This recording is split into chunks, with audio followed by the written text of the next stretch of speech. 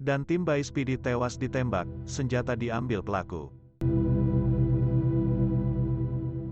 Komandan Badan Intelijen Strategis, BAIS, dan tim PD Kapten Abdul Majid SH, ditembak oleh orang tak dikenal, OTK, di Desa Cotmurong, Kecamatan Sakti, Kabupaten PD Provinsi Aceh pada pukul 18.19 WIB Kamis tanggal 28 Oktober tahun 2021.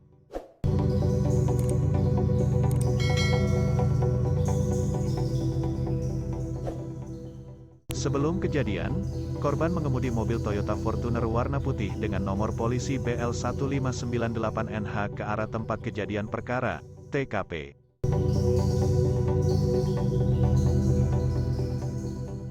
Sekira pukul 18.19 waktu Indonesia Barat, terdengar satu kali tembakan senjata api, SENPI. Dari foto yang beredar terlihat bekas peluru di pintu mobil Toyota Fortuner dan kaca mobil pecah.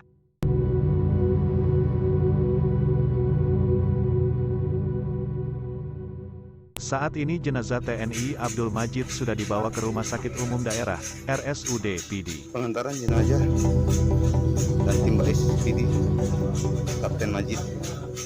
Dikutip dari laman website lintasnasional.com, hingga berita ini diturunkan belum mendapat konfirmasi resmi dari TNI dan kepolisian terkait peristiwa penembakan tersebut.